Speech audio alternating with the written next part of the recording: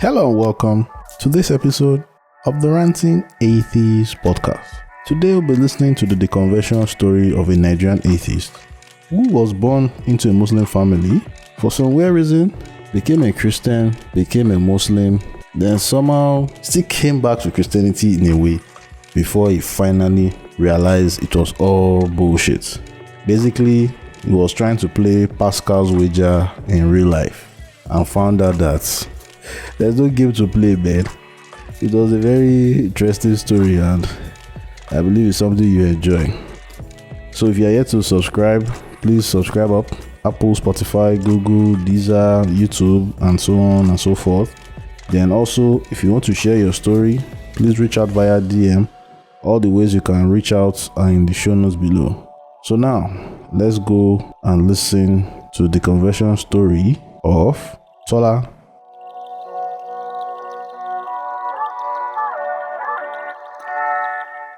Hello, bro, and you are welcome to the Story of an Atheist. But good ranting. How far?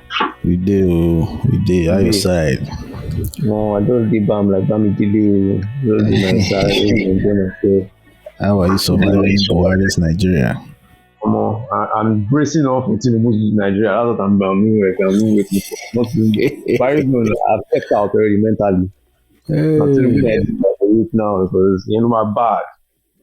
The Nigeria dream is now to Jackpa. The Nigerian dream is to get visa. That is. I don't really get visa, but not be distant. Not be permanent residence. I want to try and run Canadian. I want to swimming. I don't know which one. We'll start somewhere. Because we have not finished Buhari's term. Tinubu is loading. Tinubu is loading now. Hey. Okay.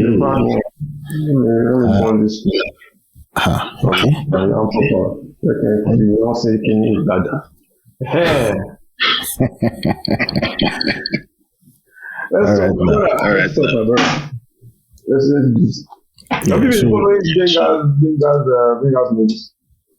What about the shake tables? The shake tables, you're offended. I've been laughing at people inside comment. Everybody come to my village, come to here, come to there. 2.5 million naira is in line. Everybody's giving stories. Alright, so bro, the listener would like to know a little more about you. If you'd like to share your name, your location, age, is it Gen Z, millennial, what do you do for a living? Are you single? Are you available? Are you unavailable? Etc. etc. My name is Tola. I'm 25. I'm single. Sorry, I'm in a thing.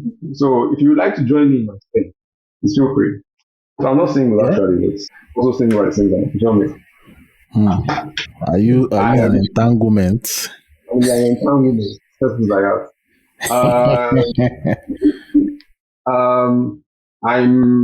I'm a marketer, but I will soon be in a movie. So watch out, don't worry, you can see me on Netflix, but don't tell anybody. Nobody that watching that. Nice. I'm also a pro gamer, so I game for money. I'm just kind of, I'm a pro gamer, I game, I'm a gamer. Okay. Nice. Which games do you play?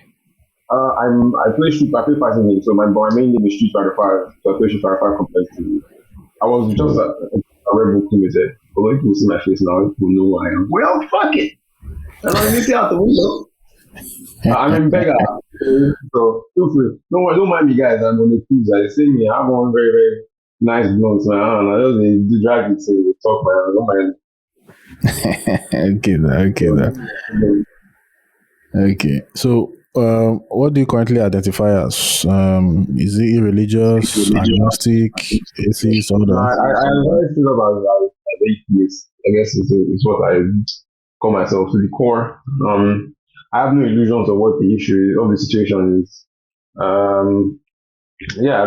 don't see any evidence for a supreme being, so I don't pretend like there is one. So let me see. I'm a staunch atheist.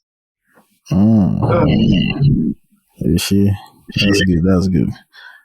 So can you share with us what was your religious upbringing like? Like how were you? What was your exposure? How was it? Like, give us the full lowdown. Go down. I'm my family is actually Muslim. Is Muslim to the core. But I kind of grew up with some Christianity like early on. So my primary school and secondary school life were, based were of Islamic teaching and Christian teaching. So part of my secondary school life had Christian teachings, and the other half from there on was, the Muslim way of life. But obviously, I deconverted, so that's what I'll say. It was I used to love Jesus. Let me love Jesus past. I used to love. I loved Christian stories back then. And I guess what kind of person I am. I like my mind to wander, so I always wonder about, when you hear of this guy who can walk on water and fly and do all these magical, wonderful things. So it's like, oh, so you know what I mean? Are you sure you said fly? Are you sure you're describing Superman? Well, I mean, when they built him up in my mind, Jesus, as this guy who he loves you, but he do all these things, he died on the cross for you, blah blah blah. So I guess I always want this Superman figure in my life because I like superheroes, very huge comic book pop. So I guess that played into it a little bit. I just love Jesus so. Okay. So how long was your period of exposure to Christianity? I'll say from nursery school, fucking early. I'll say we're talking early. Honestly, I think I knew Jesus before I became conscious. You know what I mean? Before I go to the from the point where I know that I started having memory. My first memory, weird enough, is me walking through this weird passage. So like I say, from that point, I know that I knew Jesus before that point. You know what I mean? Yeah. You know what I mean? Yeah. So before I was conscious, and I was actually conscious to at least have some level of reasoning. I know I knew Jesus. Like I had it in my mind already. I know the story somehow. You know what I mean? So it's been from like nursery school up until my GS1. Right? So my GS1 was where I got exposed a little bit more to Islam. And then there were little bits of Christianity sprinkled in the middle somewhere there because, I had exposure to both. And then there was a point where I was partially Christian, partially Muslim. I just did whatever. And then that was what I think, honestly. But that was because I didn't want to go to hell. Hey, the fear of hell was a huge thing for me. So what I did was I was like, all right, because I was exposed to both of them, I felt one of them that was true. So I was like, I'll just practice both in case, it's one of the other, so I don't need to hell because I had a huge fear of hell. But those religions, I know both those religions. And the fear of eternal damnation. My man, it's crazy. Bro, it's crazy. I used to, there was this, I think it was Watchtower. Yeah. So there was this one that they dropped in our house through our gate, and I picked it up because they used to come once in a while, and I picked them up. Because I like to draw, so I used to look at the art a lot, and sometimes really article. So I had this one that they had, and it was about the end of days, the apocalypse, and it looked fucked. It looked so fucked up. I was like, man, I don't want to be around when there are meteors falling on the earth and all that kind of blah blah blah. I was like, I don't want to be here. I wanted to go to heaven really bad. So my friend was like, may I just play both sides? You want to go sure now? Do sure bet. Yeah, play live Pascal Wija. I beg you. So I guess that was the key. So I was like, okay, I'll do both of these, and then whichever one works out. Okay. But for you to have exposed to Christianity in a Christian family, in a Muslim family, who was a Christian stan, or how did Christianity sneak into a Muslim family? It was because of the schooling. The school I went to, like like I said, there was a while my mother practiced Christianity. I don't think my father had much of an issue with it. It was when he decided to have money that they decided to make certain demands of her as well. I don't think she came from a predominantly Muslim family, but her mother was Christian. So it wasn't really an issue for my dad. Even when I was young, it wasn't really an issue. I say in Jesus' name. as far as I'm just not doing one or two things which I'm doing now. So you didn't have a problem with it generally. So it was like the schooling from I'm telling you, my man, when I say I knew Jesus before I was conscious, I mean before I could think for myself, or let me not say think for myself, before I could I became aware. Hey, that's the right word. Before I became aware that I'm actually a living person, like I'm actually Yeah, human being. yeah, man, yeah, but I'm actually a human being. I already knew okay. I knew the story. One of my favorite movies, even till today, to show how strong the brain watching this. One of my favorite movies ever is Prince of Egypt. The story of Moses. I don't know if you watch that movie. I love. I still have it. I don't. I personally don't save movies on my laptop because I like to leave space for games. But it is the only like movie on my laptop. I'm not playing. I have no movies downloaded on my laptop. I just have games. But it is the only movie on my laptop. That's how much I love it. So I don't even watch it every day. But just know it's there, give it something more. So that's how deep religion was pushed into me. I from time like this entire this Christianity was already To your JS1. So let's cross over to Muslim baptism. Muslim baptism. I don't worry. Honestly speaking, it was almost culty the way I got into it. Because it's how I thinking back at it, how I did it. Because I know that what drew me to it was the sense of like brotherhood and community that they try to form to pull you into that shit. So because obviously when I finished primary school, I went to Ogun State to do my secondary school for a while, for just my JS1. Anyway. That was my JS1. So when I was there, obviously I have a surname that's Muslim and all that kind of yada yada yada. So I guess people knew from my surname that I was Muslim. So those guys would be like, they would always draw me in. I think if I remember vaguely, they might be wrong. But I remember I went to church on Sunday instead of going to mosque a few times before I eventually switched over. But whatever. So I was drawn in because I'm like, all right, these guys are Muslim, and I did. I was like, I'm Muslim too, and I was let me join them once in a while. But all it really takes for you to get hooked is really it's like okay, if you're not careful, the scenery of a church or a mosque, for example, the way for example, let's take church for example. You play the slow piano, you let everybody get in the zone. It's almost drug like and euphoric.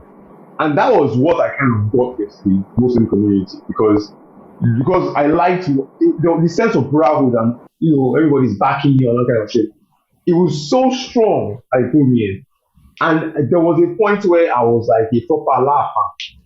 Like my man, it was deep because anytime I gave excuses, I don't want to come to us today. There is a way they would even approach you. You feel embarrassed, like, oh, mom, me and you do myself. Let me go. People like, this is something I had no prior experience with. Maybe I was a gullible child or something. But my man, it pulled me, I can't lie. Even up until I then moved when I left the school in JSON because the school said, they used to let these, I think I made a mistake of, I got sick. And I made a mistake of telling my mother about when they let go pass in the school. So she freaked out and then brought me out of the school, blah, blah, blah. So when I moved to my new school in Lagos. For like maybe a few weeks, I was still carrying that clinic on my back. The second school I went to, I was still carrying the Muslim clinic. It was on my back. When I moved to that new secondary school, that school is very, very religious. My man, if you deep it, there's a theme. All the time, schools being religious. Nigeria should be a secular state. And I feel like they should allow students, or how do I put this? There should be some leeway for kids who don't want to go. And it shouldn't be taught so intensely in every aspect of kids' lives because you don't give kids a choice. Because when you look at this now, for example, it's always the environment you find yourself in. For example, even though the school I went to, I was doing some Muslim shit, like we were doing our shit on Sundays. The school still taught Christianity as its major religion. Do you understand what I'm saying? Like on assembly, they would read Bible every morning. They would even make the Islamic studies teacher who was obviously Muslim, pray in an Islamic fashion, in a Christian fashion. So you will not be allowed to say, oh, this is not a money, right? Blah, blah, blah. He won't allow you. You won't allow him to recite your that. He will just say, in Allah's name I pray. That was what he would say. Oh Allah, please let us do this. Oh Allah, let us do that. Blah blah. And he gave him I don't think I call it the privilege to use Allah. That's what it is. They would make him. I'm not joking. And obviously, the this thing he did where I guess every week or so, one of the teachers will come out and preach to the students. I guess to give them their masturbatory fantasies of preaching in front of a crowd because they'll never make it that big because of the sake of the game. All of them will come every day on stage. And today's theme of the week is grace with chemical. Theme of the week next week is building shithole or something. So you have teachers every week rotating and giving speeches on assembly about God and all that and blah blah blah. So this is a thing that every day it's being hammered into your brain.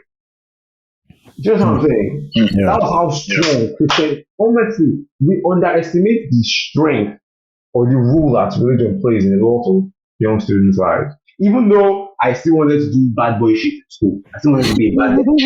That thing was still imbued into me every day. Every day, regardless of not blah, I don't wave too much. Regardless of whether or not I decided to take in that message as my own, incorporate it into my life, it's everything entirely. But the fact that I was keep hammered into my ears, keep getting hammered into my brain every day, it says a lot about where we are in this, should I say, in this Africa. No. Monday to Friday. Saturday and Sunday is still there. It's still there.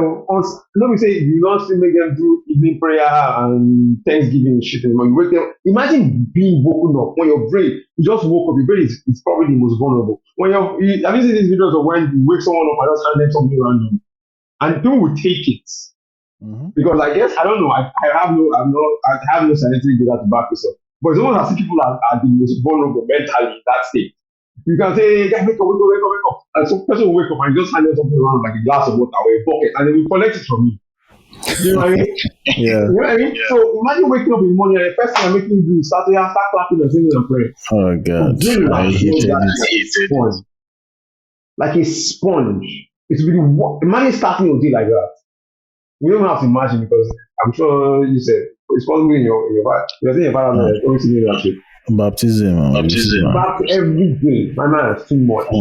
So that was, I guess, having the mixture of all that in my secondary school life. That was how I took my religious life, just mixing it all. So and then you want to say something? No, continue. No, if it's part, just continue. No, I was going to say, and I don't know at a certain point, so my parents decided to take the Islamic clinical a bit more seriously. So I will just become an Islamic, Muslim family. And they got up this Islamic studies teacher. This man was a jihadist, man.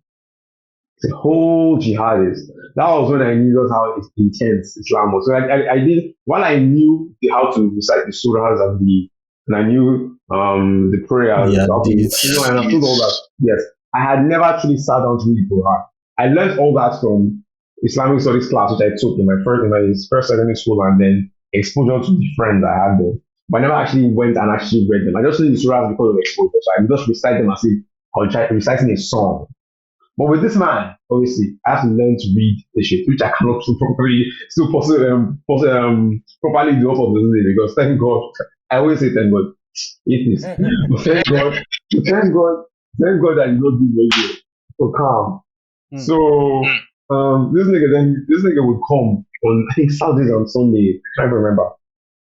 Or either Saturdays and Sundays or Saturdays or Sundays. I can't remember which one. However, he would come and he would start just teaching us all this Islamic study shit. And then somehow sometimes he will get sidetracked. Instead of teaching us the book, so he'll probably teach us a surah about war. And this is the transition. And Allah said this and that and that and that. Just like he says in the jihad, we'll cut off the head of our legs, blah, blah, blah.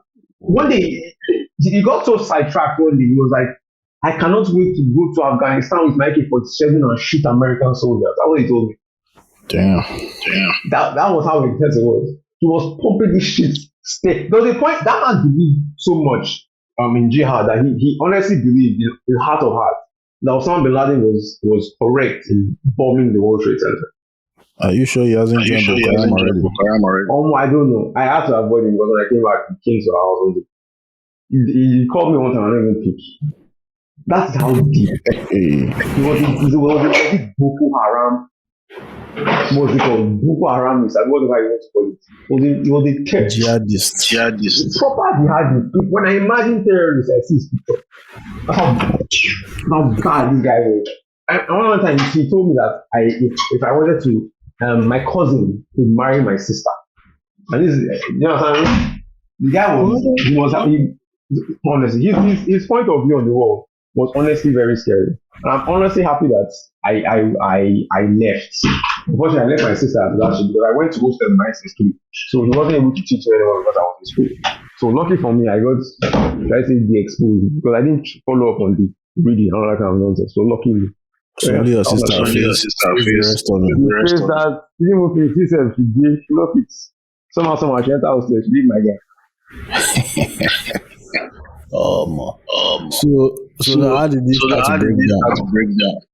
The whole belief system. It was mainly in my uni. So when I had started university,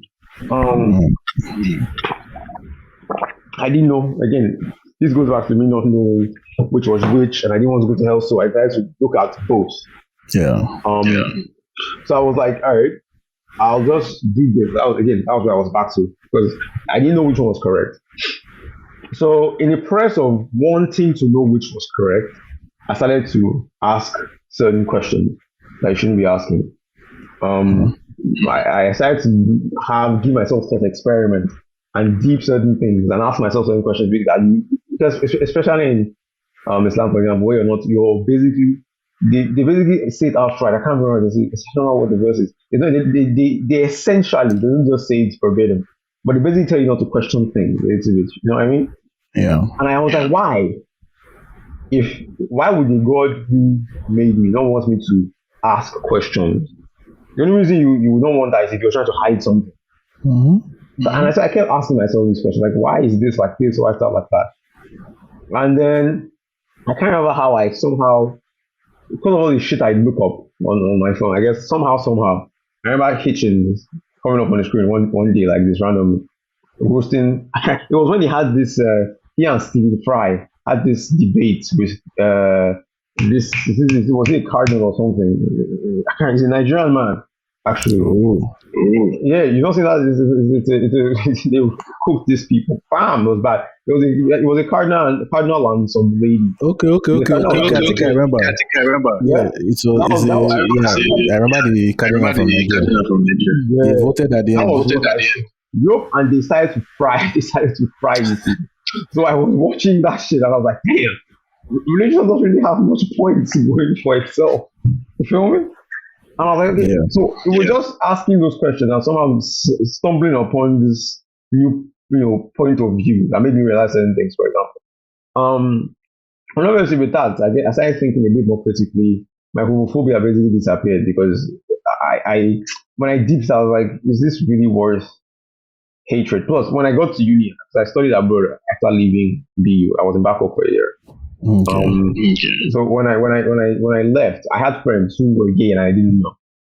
You feel me? So it's like you have this person who's your friend, you're very calm with this person, you're very chill with this person. You don't, so and then one day you find out that the sexuality isn't the norm, quote unquote.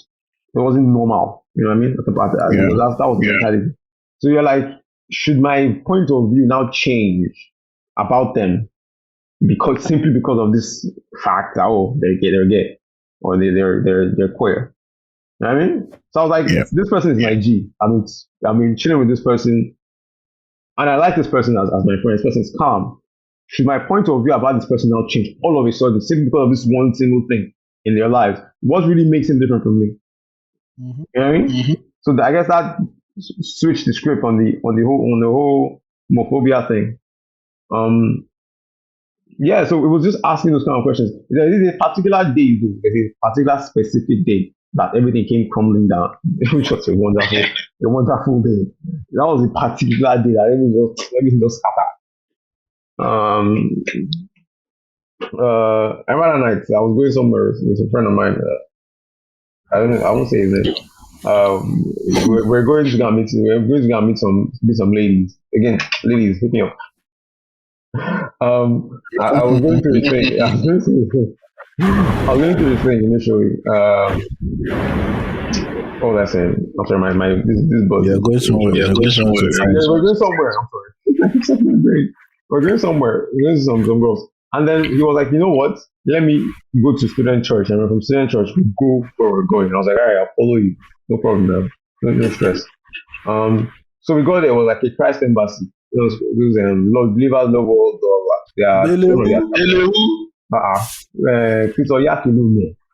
confession. So it was one of their little branches. And yeah, so I went there with him. And then they got to a point. So I was there with him, and there were many people that I knew.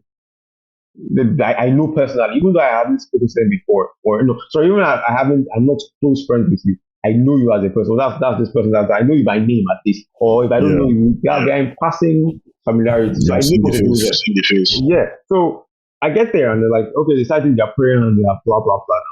Student church, they started their prayer and blah blah. I don't know, people start to touch. They start to touch my people start falling. I was like, holy shit. But what the fuck is going on? Because this was really the period where I was really starting to ask certain questions. So my mind was in a very rocky. I didn't know which side to flip on. There'd be something. Is there reasons? I just wish I had some proof. That was my point. If I can get some proof that there is a supreme being in the sky who cares about me personally, or whatever, or even possibly exists. If I can see some proof, obviously I'll flip to religion. But I was asking these questions then. And then that night, all of a sudden, my questions could be answered. You feel me? Yeah. Because all of a sudden, I'm not just hearing about this thing. Someone is not just telling me. I am seeing it. I've never seen people fall on the floor and act like fish before. I've never seen it. But for the very first time, people were scattering chairs and turning around and flipping. And I'm like, yo, holy shit. Because it would have been one thing if only one person was falling down. Mm-hmm. I would have said, that person is having a seizure, let's help them. But all of a sudden, everybody's falling down. So I'm like, obviously, everyone can be lying about their experience at this moment. You know what I mean? You feel me? Yeah. Everybody can't be lying. It would be stupid. No, there's no way everybody's lying. You know what I mean? Especially about something like this that will obviously take physical toll on your body. You'll be shaking. It's not something you would express it. I'm like, and for the first time I'm seeing this thing face to face, I'm like, yo, this is crazy.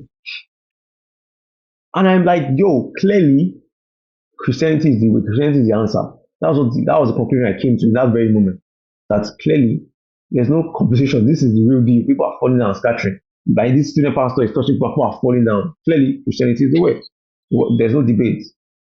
And I'm like, I don't even want them to touch me so I don't fall, because this looks painful. I don't want this guy to touch me. So I'm trying to stay as calm as possible and just do the singing and praying. And then at some point, a fly passes my face and I swat at the fly. And this nigga asked them to call me out. Bro, I am high as fuck. I'm high as a kite in this moment. And this nigga asked them to call me out. And I come out. And I'm like, damn, I am about to feel the wrath of God. Yahweh is about to use me and do because this looks like it's painful. I don't want to experience this. But I was like, you know what? If it's God's will, then it's God's will. Who am I to fight the creator? Blah blah blah bullshit.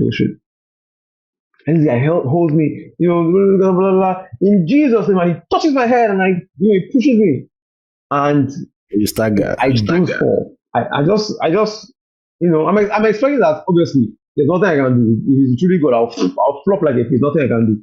And he pushed me in Jesus' name, and I'm expecting to fall. Nothing happens. And in that very exact moment, I lost respect for everybody in the room, including my friend. I could not believe it. In that very moment, I became atheist. I was very fucking. I wish I did at the time. I wish I remembered the day so I could mark it on the calendar. That very moment, it all just, the religion just shattered. Like, there is no point. Why do you understand how I was? Why guy are we you all want lying? we follow fine babes. They fall under Yeah, exactly. The guy, person we won't go sin with me. You feel me? Person we won't go sin with me before. You understand? Clearly, Yahweh is the one, and nothing happened. I'm like, why are you all lying to yourselves about this experience? Why? That's what I want to know. Because if in case some theists are listening to this, you know that this falling down thing is a lie. You know, you might not want to admit it, but you know. So why are you all doing it? What does it validate to lie about that? Because think about it, if you're lying about you following out the influence or some shit, what is your proof that your shit is real? Hand it over. Even the juju people that are saying this one, and that one, those of you that will possibly listen to this, whether or not you listen, go fuck yourself. You don't listen to it. Listen, suck your mouth. We don't that will listen to this thing. Those of you that are listening to this thing, why are you lying? Why are you so determined to take this lie to your grave? Those of you who claim to have power, who claim to have influenced something or felt something at some point, why lie? It's a mystery. It's a fucking mystery to me, bro. Why? Because think about it. Just think about it. For a second, forget that someone told you that. Forget about it. What experience do you have that there is something out there? Imagine the Bible didn't exist. Imagine nothing existed. You don't have any of those books, all right? But someone just told you there's something. What would you just immediately start believing it, or would you think about it? The only reason you would believe these things is because people claim that it happened 1,000 years ago. Because let's look at Scientology, ranting. Scientology, when they say Scientology, was Scientology just recent. But everybody thinks Scientology is crazy. But let's think about those things. What's so different about that thing? Yeah? Mormons now. Mormons as well. Think about it, that one is not long as well. So if you think all those stories, oh, Mormons are crazy, Scientologists are crazy. If their stories are so crazy, think about that. Think of the fact that your story has a snake that talks in it. And your story Donkey. also has a fucking talking donkey. Muslims believe that Muhammad fruits the moon with the flying of Pegasus. I got the fuck is already. And think about this too. Think about them rationally. Okay, imagine I came to you, Christian. Imagine I came to you today and told you, guys, look at the star in the sky. A baby was born just now. Let's go and see the baby. Imagine I just randomly told you that. Nah, Igbo, they make them go gaga. You just behind me to the point that will be that. Think about it. I just want people to just drop the illusion. Just think a little bit about it. Damn. So after that day, that was it. Your friend, you were like, oh fucking hell. So Bro, after that day now. No, continue. I'm listening to you. Yeah, after that day now, when did you now embrace that identity of I'm an atheist? Obviously, it was after that day. I just had to remember that I don't believe in anything. Okay. I didn't yet define myself as one, but I knew that my faith was gone. It was gone because I had been looking for so much people for a very long time, and for me to have this opportunity in my life that turns out to be a flop and it's not real, I think there's no point. So I had not ever said, oh, I am. I've never said, oh, I never said so. During that for so I hadn't said so at all. All I was that I was just watching a lot of what's it called, lectures on Hitchens and Co. Yeah, I was also watching a lot of Hitchens, a lot of Sam Harris. I was looking up their lectures and looking at the things they were saying, and because obviously oftentimes in their lectures they would pose certain thought questions, and when I deep down, like, yeah, that doesn't make sense. You know what I mean? So those lectures helped me a lot, like shaping my mentality, allowed me to question things, allowed me to rethink my position on certain things. I really just ask why or how. Always, please, for those who are still questioning, for those of you who listen to this, who are still on the edge a little bit, just look honestly at the facts, right? Don't think about atheism as, oh, I don't believe in God. Think about it that I don't have any proof for a God, so why would I believe in God? Because it just makes your position easily shattered. Because if someone brings belief is not, so don't ever have the idea that belief or faith is a prerequisite to truth. Simply isn't. Facts equal truth, because no matter what you say, the facts will always equal the truth. No matter if the facts change, they are still facts.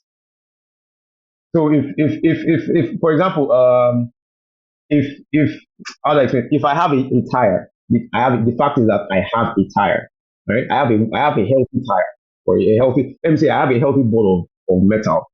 The fact is that that is a ball of metal, and if something happens to that ball of metal is no longer healthy and round. So the fact is that now that thing is round. My point is this: if for example you find that the Big Bang is not the way the universe was formed, but was some other way, then calm. But that's still the fact. That the fact is that this thing. I don't know if I'm making sense, whatever. Yeah. And the way that It is whatever. what it is. This makes that the facts matter all the time. Just trust me on that one, and just always look at the facts properly. You come to just use that to come to a conclusion instead of trying to sweeten the deal with the idea that it's supernatural. Let's keep it like that. Yeah.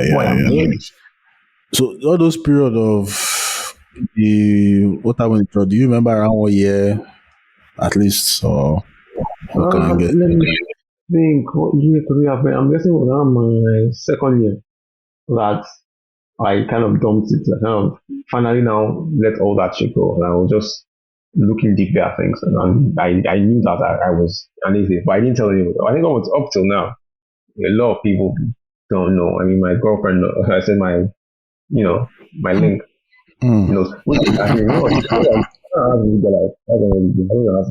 nobody should text me again.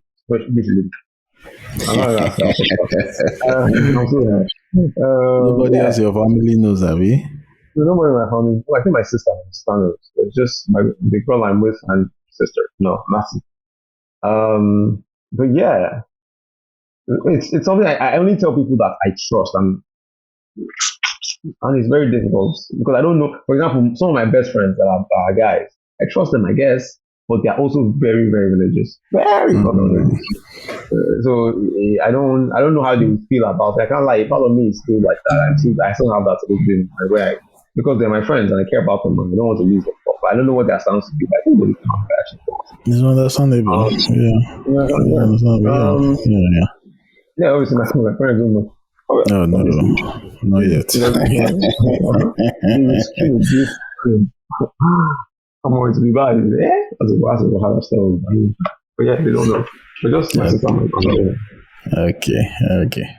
So I remember, telling your experience in secondary school, how religion has already infiltrated the school. So how do you see it? How do you see it already fucked up this whole country? Like, how is religion fucking us in the ass, man? My man, that story. This. Man, where do I even start? This particular issue is one of. If you notice, Ranting, if you ever see my Instagram post, it's usually two things: politics or religion, and sometimes gaming. Those are, let me say, the three things I'm usually on: politics, gaming, and religion. And I genuinely, I can say this: I am a patriot of this country. I love Nigeria, and I know how that sounds. And I'm sure you love Nigeria too. At least most of the people, regardless of whatever you say, we actually love Nigeria because there's no way we go out and fight. We go on the entire process if we did. That's my take. Yes, I love this country a lot. But the one single thing I know that is not currently compatible in this country, especially in this country, I say in Africa especially, is religion and ethnicity and tribalism. Those things are anything that makes somebody else other. I don't think is good for this country. Yeah. Hell, I don't think it's good at all. I don't think it's good for anybody. Because you have to you're a human being first before anything else. But people don't see that. Let's think about ranting. There are people that think that slicing somebody up into pieces will give them money. Those are the kind of things and ideas that are in people's head. Let's even forget the socio-cultural implications of that as regards, okay, that person is Hausa and is a Muslim, so I don't want to vote for him because he says, you know what I mean, because of his tribe. Let's not forget those and how those are affected. Let's just look at the big picture for a second. We are a country of a shit ton of ethnicity. We're almost 200 and something tribes in this country. Yeah. And each of those tribes has a different religion. How are we supposed to work together as a country? It's not possible. If we do not look at ourselves as sharing one common ancestry, which is we are just human beings, and we keep looking at the things that divide us, because that is what those who are in power and want to stay in power do. They emphasize those things. Look at this Bola Ahmed, this bitch ass nigga, that bastard ass, doo ass motherfucker. You will vote for this man. Hey Yahweh. Oh Elohim. Oh God of Abraham. I don't know what I would do. I'm not playing. It would be the dumbest thing. You would think about voting for Bola Ahmed, because I don't think there's anybody who has that who has split this country, who has divided this country so well in my life. You people need to actually think critically. Those of you that are thinking you want to vote for this man, think about it. Are you voting for this man because he's actually a good leader, or because of what you want to eat from his hand, what you think you eat from his hand? Right, as I was saying, people don't even vote for this man, right? Because that man has divided this country so well. So think about it. Think about the big picture. Do you want Nigeria to be better? And if so, you need to forget whatever other thing your neighbor is. You are a human being first. You're not Muslim first, you're not Christian first. Have empathy for each other as human beings. Don't be a fucking psychopath. So please, guys, let me just put this out there. Don't vote stupid. Okay? Please. I beg you. No, God. That one will divide this country further, because the country that is already in power right now is a strong jihadist already. Now, why is that? Because that's really. Let's even look at that for a second. Why would you catch Boko Haram insurgents and then let them, because they promise not to do it? If it's not, I remember when my Islamic studies teacher, there was a point where he came to our house, and because sometimes if he was here he was still here doing salat, my father would join us for prayers, evening prayers. So he came and was praying that day, and we were done after the whole supplication and blah blah. He and my dad got to talking, and it was like, now this was when Buhari was just running. It's why my father to please and able to vote for Buhari because he's a Muslim. Solely for that fact, not his policy, not his agenda for the country, not his plans, simply because he was Christian. If that is what is going through people's minds, I will vote for this person because because he fits my identity, or the identity I have given myself. Yeah. What are we truly talking about here? The colonialists that left us intentionally left us with a system of government that clearly cannot function with our ethnicity. And let's remember that some of the things that you're fighting for from these colonialists, they were not the things your ancestors had. Christianity is not our kin. Granted, it's some other kind of bullshit, which I don't believe, but at least think about that for a second. Islam is not from here. These things are not from here.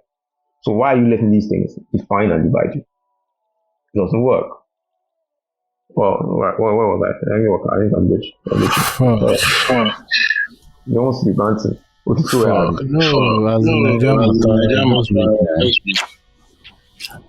Bro, you don't finish work. Where can we find you online? If you're looking for Omeon to see me insult people in the nicest way possible, my Twitter is God_Azete. That's my Twitter. Yeah, that's about it. I don't really use much of other social media. I have an Instagram, but if you see my Instagram, you know my face looks like, and I don't want bats for anything in the house. Please. Oh Allah. Thanks for coming. Thanks, my man.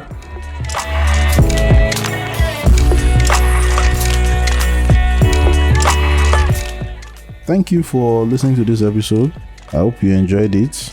Please subscribe Apple, Spotify, Google, Deezer, YouTube, and any other place you enjoy podcasts. Then if you want to share your story, please reach out via DM or email. You can check out the links on how to reach out in the show notes. And we are done for this week. I wish you a great week ahead, and I will catch you on the next one.